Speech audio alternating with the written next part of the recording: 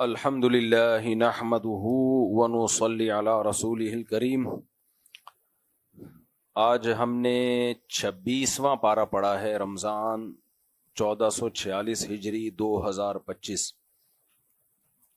Pod cost سے متعلق صرف 30 سیکنڈ کی ایک بات بتا دوں، اس میں ایک سوال مجھے نظر نہیں آیا، میں نے پوری سنی ہے، شاید میری نظر سے نہ گزرا ہو،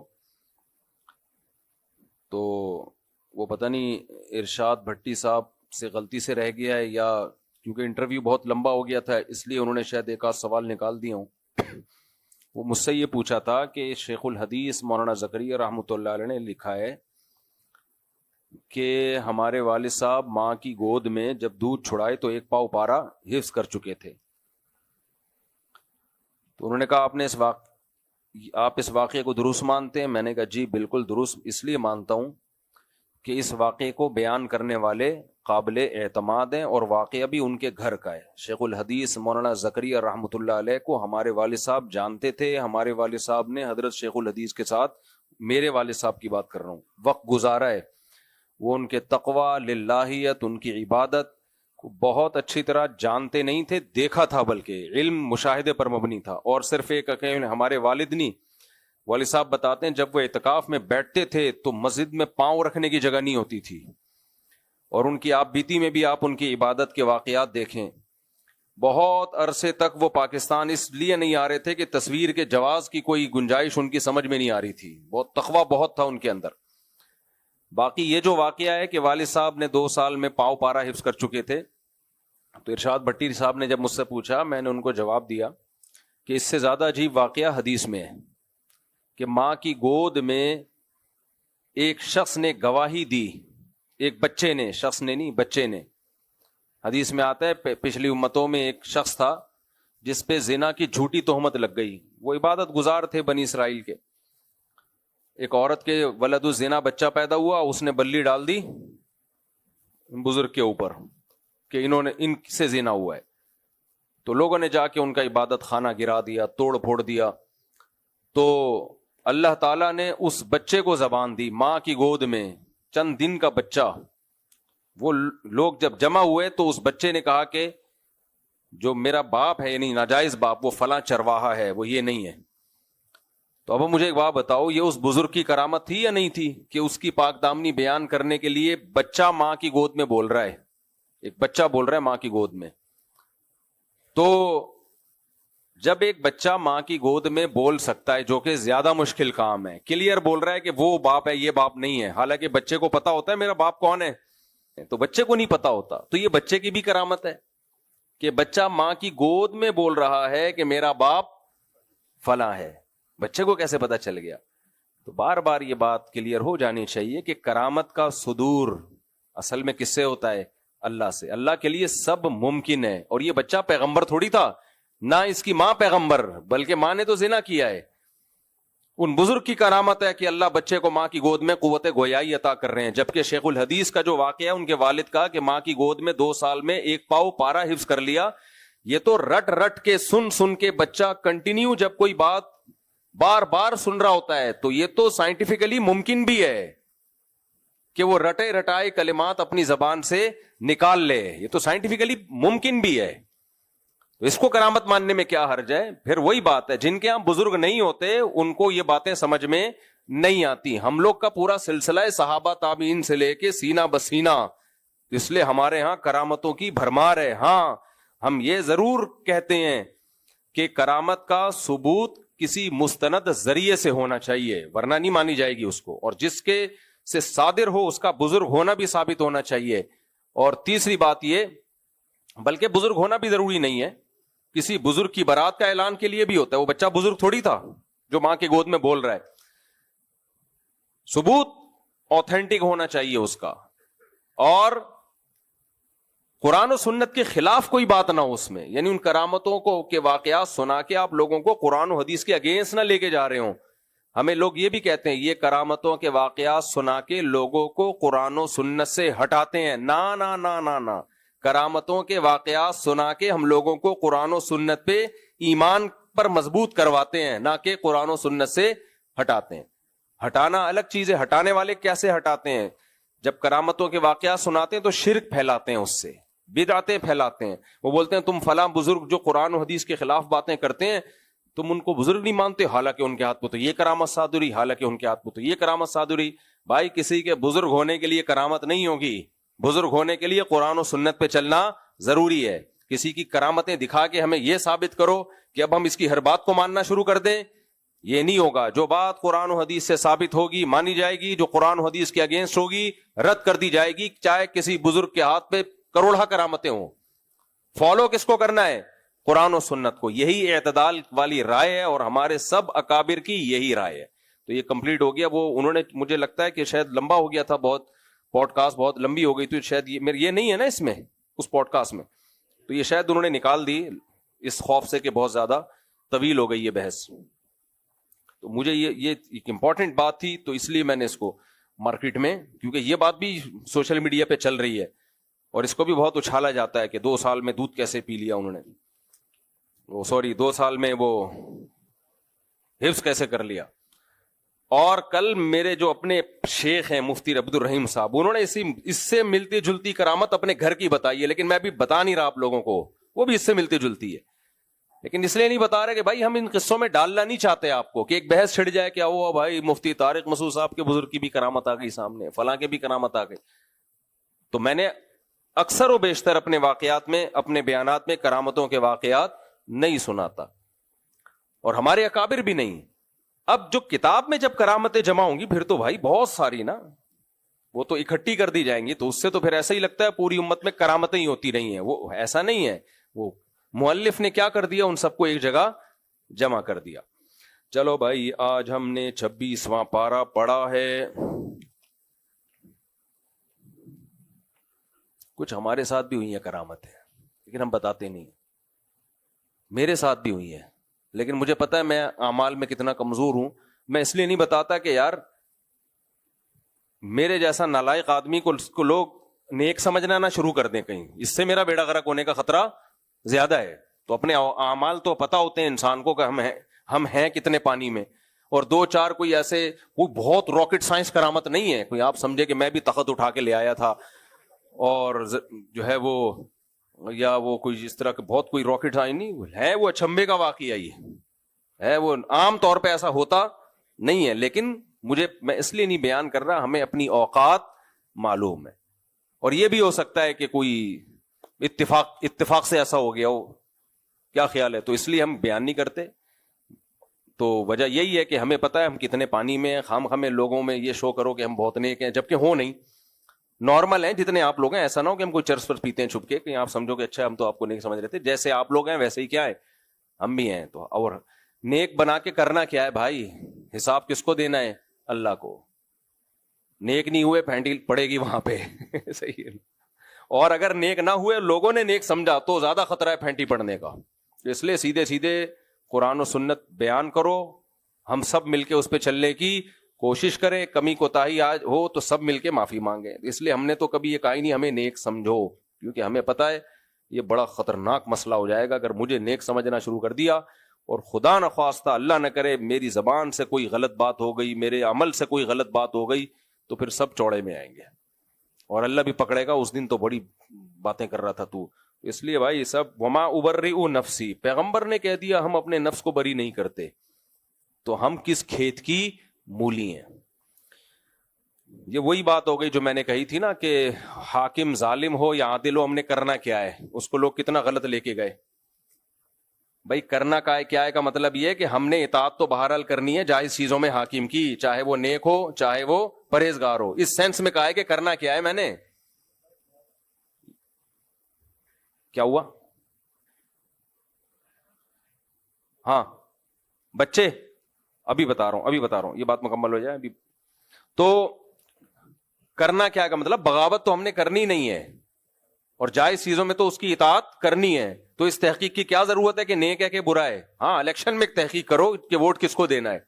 جب بن گیا تو بھائی ہماری بلا سے نیک ہو یا پرہیزگار ہو, میری بلا سے میرے لینا دینا کیا ہے اس سے. ہمیں تو شریعت کہہ رہی ہے بھائی جو بھی جائز کام حاکم آرڈر دے گا تو اس کو ماننا ہے.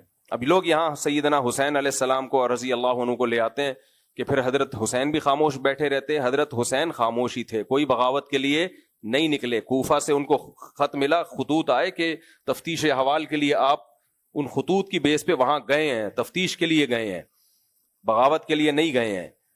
اگر بغاوت کے لیے جاتے تو پوری فوج لے کے جاتے, اپنے گھر کی پاک دامن خواتین اور بچوں کے ساتھ نہ جاتے وہ. تو یہ اس لیے کہہ رہا ہوں کہ لوگ بہت بحث میں لگتے ہیں کہ ہمارے حکمران کیسا چل رہا ہے. بھائی جیسا بھی چل رہا ہے, میں نے اور آپ نے جائز چیزوں میں اطاعت کرنی ہے, تو ہم ان کاموں میں لگیں جن کا ہماری پریکٹیکل لائف سے تعلق ہے. اب مجھے بتاؤ, لوگ پوچھتے ہیں آپ کو پتا ہے کہ وہ فلاں کیسا ہے, میں نے کہا بھائی مجھے پتا ہے غفار بھائی کیسے ہیں, ستار بھائی کیسے ہیں, وسیم بھائی کیسے ہیں, تجھے ان سب چیزوں کا پتا ہے؟ جب نہیں پتا تو باقی چیزوں کا بھی پتا ہونا ضروری نہیں ہے. غیر ضروری چیزوں میں الجھو گے, ٹائم ویسٹنگ. ایک آدمی نے کسی سے پوچھا تیری بیوی کیسی ہے, اس نے کہا تو کیوں پوچھ رہا ہے, غصہ آ گیا اس کو, یعنی تیری بیوی خوبصورت ہے بدصورت ہے کیوں پوچھ رہا ہے. اس نے کہا جنرل نالج بھی کوئی چیز ہوتی ہے یار, جنرل نالج کے لیے پوچھ رہا ہوں. چلو بھائی صفحہ نمبر, ہاں آج ہم نے سورہ حجرات پڑھی ہے. میں نا بول بول کے میرے گلے میں بہت درد ہو رہا ہے, اور آج پھر میرا ایک اور بیان بھی ہے, تو میں بہت آج شارٹ بیان کروں گا. اور سورہ حجرات میں جو اللہ نے اہم احکام دیے نا ڈیٹیل کے ساتھ, جو ہماری سوسائٹی کے لیے, معاشرے کے لیے, جن پہ چلنا بہت ضروری ہے, صرف ان کو ایک ایک کر کے میں بیان کرتا رہوں گا اور ہمارا درس ختم ہو جائے گا. اللہ تعالیٰ نے سورہ حجرات کو شروع کیا سب سے پہلے لا تقدموا بین یدی اللہ ورسولہ, اے ایمان والو اللہ اس کے رسول سے آگے نکلنے کی کوشش مت کرو. کیا مطلب؟ اپنے خاندان, اپنے کلچر, اپنی پرمپرا, یہ سب چیزیں شریعت سے پیچھے رہیں, شریعت کو کراس مت کرو. جب آ جائے نا بھائی اسلام کا یہ حکم ہے, تو پھر یہ نہیں بولو میں پنجابی ہوں, میں پٹھان ہوں, میں سندھی ہوں, میں بلوچی ہوں, ہمارے خاندان میں ایسا, ہمارے کنٹری کا یہ لا, ہمارے ملک کا یہ قانون. نہ, اسلام سب سے بولو سپیریئر. دوسرا حکم اللہ نے دیا لا ترفعوا اصواتکم فوق صوت النبی, نبی کی آواز سے اپنی آواز کو اونچا نہ کرو. ولا تجہروا له بالقول کجہر بعضکم لبعض, نبی کو ایسے مت پکارو جیسے آپس میں ایک دوسرے کو پکارتے ہو, یعنی پیغمبر کا احترام کرو. علماء نے اس آیت سے استدلال کیا ہے کہ نبی کا احترام اس لیے کہ آپ رہنما ہیں, آپ ہدایت دینے والے ہیں, آپ استاذ ہیں, تو جو بھی استاذ ہوگا, جو بھی عالم ہوگا, جو بھی بزرگ ہوگا, اس کا بھی احترام لازم ہے. ہاں یہ ضرور ہے کہ نبی کی بے اکرامی کی سزا زیادہ سخت ہے, اور جو نبی سے کم درجے کے لوگ ہیں ان کی بے اکرامی کی اس درجے کی سزا نہیں ہے, لیکن سزا بہرحال ہے. اسی آیت سے اسلاف اپنے بزرگوں کا, اپنے استاذوں کا احترام کیا کرتے تھے. آج یونیورسٹیوں میں ٹیچروں کا احترام کیا ہو گیا ہے؟ شارٹ. وہ تمہیں پڑھا رہے ہیں بھائی, چاہے دنیا کا علم ہے, علم تو علم ہے نا, وہ تمہیں سکھا رہے ہیں, تمیز نہیں ہے. تھوڑا سا کبھی کبھار یہ ہو جایا کرتا تھا ہمارے کلاسوں میں کہ ٹیچر آتے تو احترام میں کھڑے ہو جاتے, وہ بھی مارکیٹ سے شارٹ, اس کو بھی شرک بنا دیا بعض لوگوں نے. تو انگریزوں سے ہر چیز مت لو میرے بھائی, انگریزوں سے ہر چیز مت لو.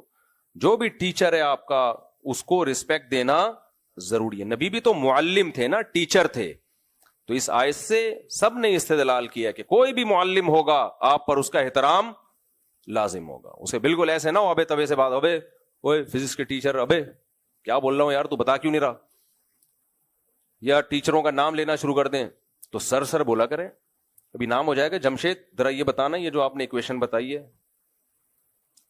ذرا اس کو آپ سالو کر کے دکھائیں. جمشید انسان کا بچہ بن جا, میں ٹائم پہ آیا ہوں, تو لیٹ کیوں آ رہا ہے. تو یہ سب ہو رہا ہے, یہ کلچر جو ہے نا یہ چل رہا ہے. ہمارے دور میں شروع ہو گیا تھا, اسکول میں پڑھتے تھے, اتنا زیادہ نہیں تھا, تھوڑا تھوڑا ہو گیا تھا, اب تو پتہ نہیں بہت ہی ایڈوانس ہو گئے ہوں گے. اچھا یار یہ پھر میں آخر میں بتاتا ہوں, نعیم بھائی سے مجھے یاد آیا, یہ اسی دیکھو اس آیت سے نعیم بھائی کی بات. یہاں بچے کچھ شرارتیں کر رہے ہیں, باتیں کر رہے ہوتے ہیں, نعیم بھائی کہہ رہے ہیں میں جب ان کو سمجھاتا ہوں وہ غصہ کرتے ہیں. بھائی تمہاری عمر سے 25 سال بڑے ہیں یہ, تو جب تمہیں کوئی سمجھا رہے ہیں, مسجد کا کوئی بڑا آدمی سمجھا رہا ہے, تو چپ کر کے بیٹھ جاؤ, آگے غصہ کیوں کر رہے ہیں ان پہ. تو یہ بھی بدتمیزی ہے یا نہیں ہے؟ کوئی بھی بڑا بزرگ آپ کو کوئی بات, استاذ, ٹیچر, امام, مؤذن کوئی بھی سمجھا رہا ہے تو بدتمیزی آگے سے مت کریں. اعتکاف میں کچھ لڑکوں کی شکایتیں آ رہی ہے, انہوں نے مینا بازار لگایا ہوا ہے مسجد میں, بہت بدتمیزی کی بات ہے, انسان کے بچے بن جاؤ, ٹھیک ہے نا, دوبارہ کمپلین نہیں آنی چاہیے. اچھا بھائی تیسری بات, اللہ نے فرمایا یا ایھا الذین آمنوا ان جاءکم فاسق بنبأ فتبینوا، فاسق جب کوئی خبر لے کر آئے تو تحقیق کر لیا کرو، ایسا نہ ہو کسی کو نقصان پہنچا دو اس خبر کی بیس پہ۔ یہاں پر ایک اشکال ہوتا ہے، معاذ اللہ صحابی رسول کو فاسق کیوں کہا گیا؟ وہ تو صحابی خبر لے کر آئے تھے۔ اس کا شان نزول بتاؤں گا، بڑی لمبی بات ہو جائے گی، تو صرف میں اصل مفہوم آیتوں کا فوکس کر رہا ہوں۔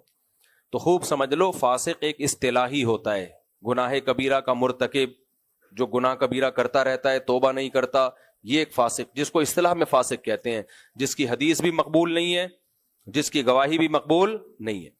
لیکن ایک فاسق وہ ہوتا ہے جو ہوتا عادل ہے، لیکن کسی وقت اس سے غلطی ہو گئی تو قرآن اس غلطی میں اس کو فاسق کہہ رہا ہوتا ہے۔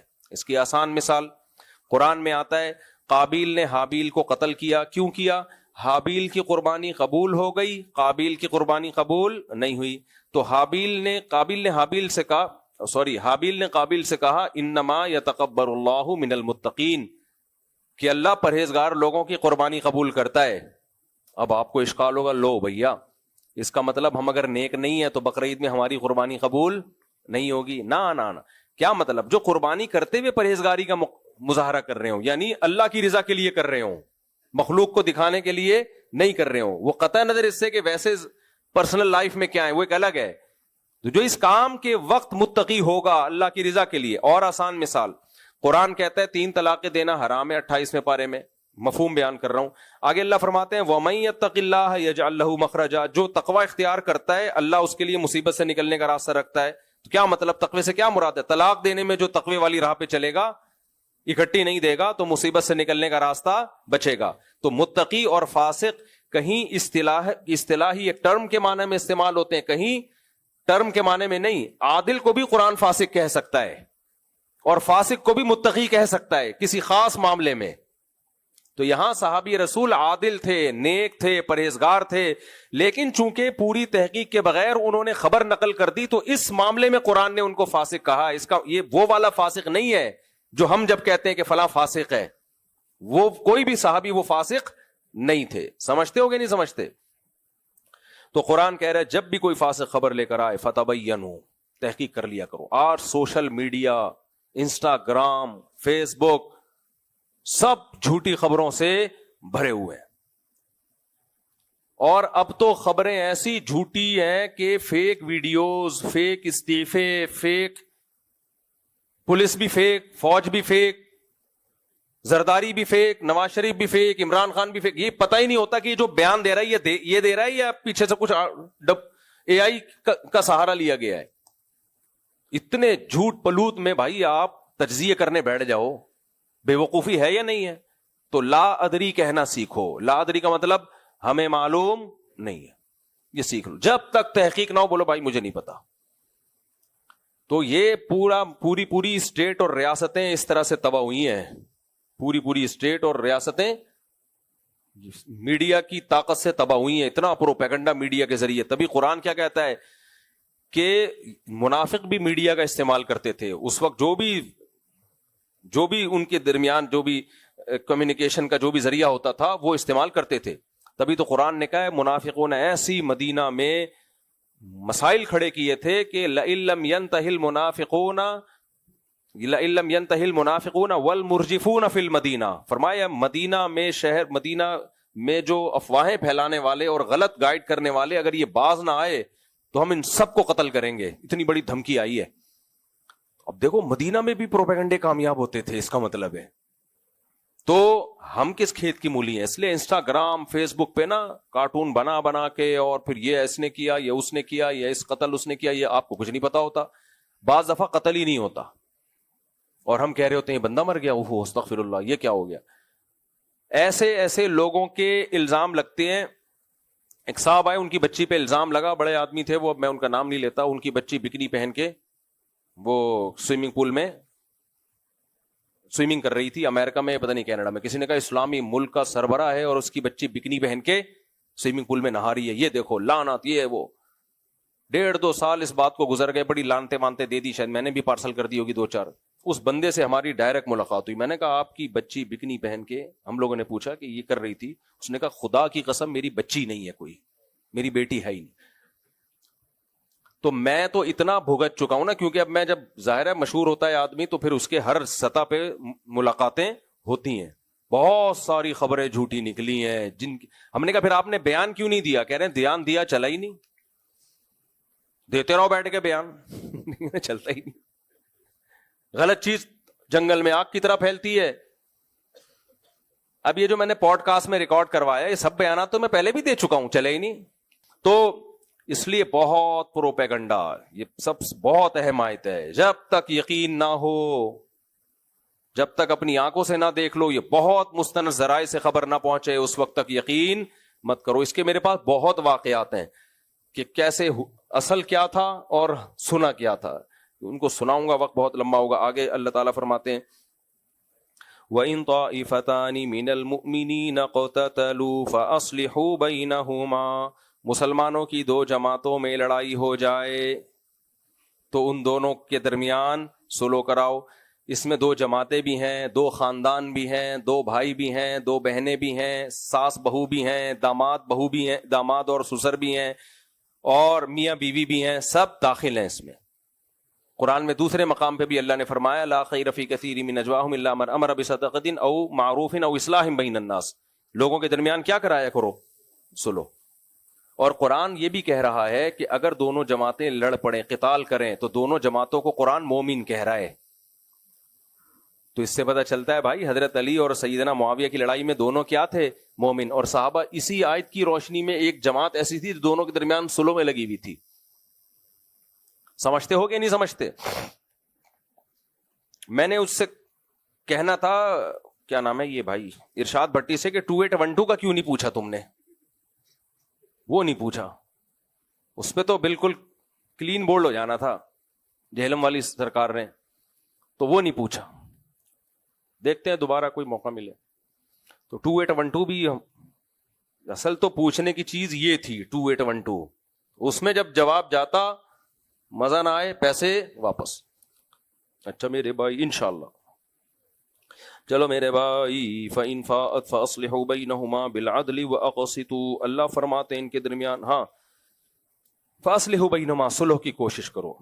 فَإِن فَاءَتْ فَإِن بَغَتْ إِحْدَاهُمَا عَلَى الْأُخْرَى, اگر صلح کی کوشش ناکام ہو جائے تو دیکھو باغی گروہ کون سا ہے. دیکھو بغاوت کے بھی ایک ٹرم ہے, اصطلاحی معنی میں بغاوت کہتے ہیں ریاست کے اگینسٹ جانا, لغوی معنی میں بغاوت کا مطلب سرکشی, اور ہمیشہ لغوی معنی میں بغاوت کا مطلب سرکشی بھی نہیں ہے.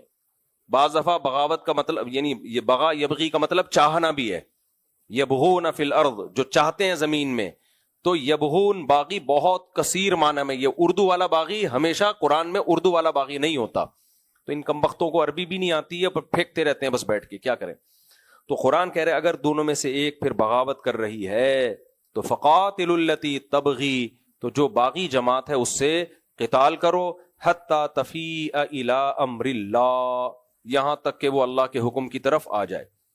سیدنا معاویہ رضی اللہ تعالی عنہ اپنے آپ کو باغی نہیں سمجھتے تھے. ان کا کہنا یہ تھا کہ میں حکومت نہیں چاہتا کہ میں ریاست کے خلاف بغاوت کر رہا ہوں, میرا دعویٰ یہ ہے کہ حضرت عثمان کے قاتلوں سے قصاص لیا جائے. حضرت علی کا کہنا یہ تھا کہ میرے بس میں نہیں ہے قاتلان عثمان سے قصاص لینا, تو حضرت علی ان کو بیعت پر زبردستی مجبور کرنے کے لیے ان کے خلاف گئے ہیں. تو پہل کس کی طرف سے ہوئی ہے؟ سیدنا علی کی طرف سے. حضرت معاویہ نے کیا کیا ہے؟ آگے سے جنگ جمل میں دفاع کیا ہے. تو لیکن جو جمہور کی رائے یہی ہے کہ بھائی چونکہ خلیفہ برحق تھے, آپ کو ان کے خلاف لڑنے کا حق نہیں تھا. اگر وہ کہہ رہے تھے بیعت ہو تو آپ کو بیعت ہونا چاہیے تھا تاکہ امت کی اجتماعیت نہ ٹوٹتی. اسی وجہ سے ہم کہتے ہیں اس میں حق حضرت علی کے ساتھ تھا, لیکن حضرت معاویہ سے اجتہادی خطا ہوئی ہے. اجتہادی کا مطلب وہ اپنے آپ کو باغی سمجھتے ہی نہیں تھے. وہ کہہ رہے تھے بھائی میں تو حکومت پہ دباؤ ڈالنے کے لیے کر رہا ہوں اور میرا جائز حق ہے. بہت سے حضرات حضرت معاویہ کے ساتھ تھے.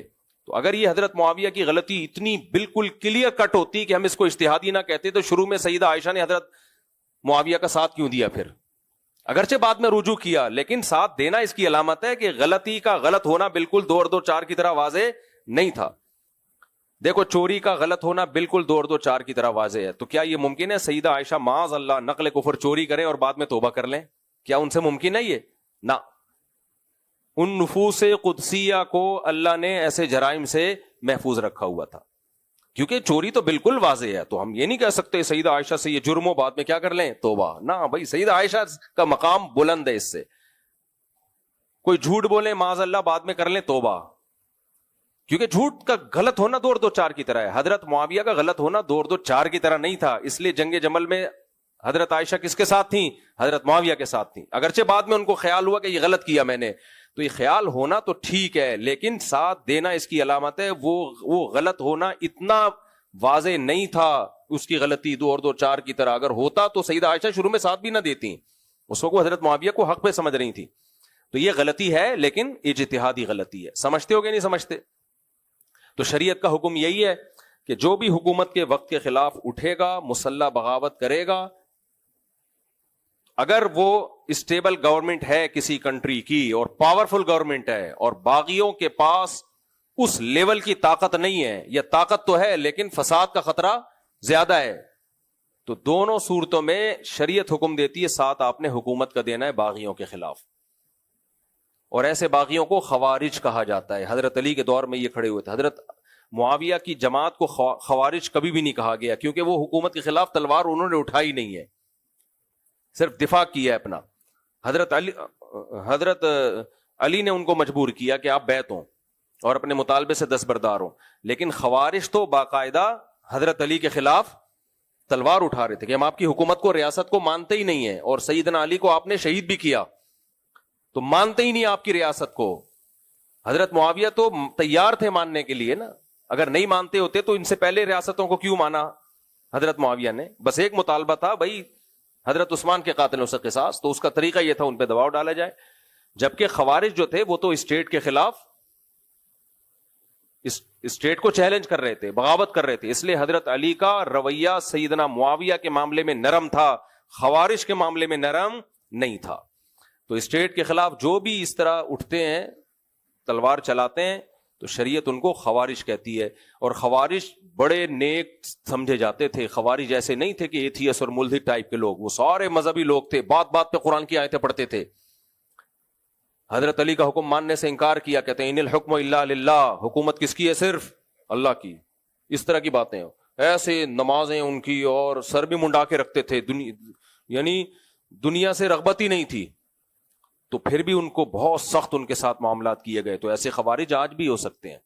وہ دیکھنے میں آپ کو لگے گا بڑے نیک ہیں، تہجد گزار ہیں، شلواریں آدھی آدھی پنڈلیوں تک اور بڑی لمبی لمبی رکعتیں، لیکن ملک کا امن خراب کر رہے ہیں، مسلمانوں کا خون کر رہے ہیں. تو ایسے لوگوں کے تقوی سے کبھی دھوکے میں نہیں آنا چاہیے. ہاں، حکمرانوں کو یہ ضرور سوچنا چاہیے کہ ایسے ایلیمنٹ پیدا کیوں ہوتے ہیں. بھائی ملک اسلام کے نام پہ بنا ہے، تو پھر ایسے شرپسندوں کو موقع ملتا ہے ملک میں بغاوتیں کرنے کا. تو جب ملک اسلام کے نام پہ بنائے تو آپ ملک کو اسلامی سلطنت ہی بناؤ، غیر شرعی قوانین ملک میں ختم کرو.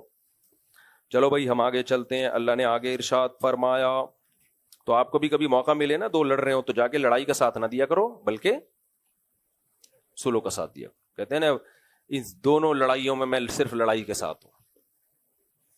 یا ایھا الذین آمنوا لا یسخر قوم من قوم عسى ان یکونوا خیرا منهم. اللہ نے فرمایا ایمان والو تم میں سے کوئی کسی کا مذاق نہ اڑائے. تمسخر لوگ اڑا رہے ہوتے ہیں، مہاجر ایسے ہوتے ہیں، پٹھان ایسے ہوتے ہیں، پنجابی ایسے ہوتے ہیں، سندھی ایسے ہوتے ہیں. بھائی اللہ نے اس پر کیا لگا دی ہے؟ پابندی.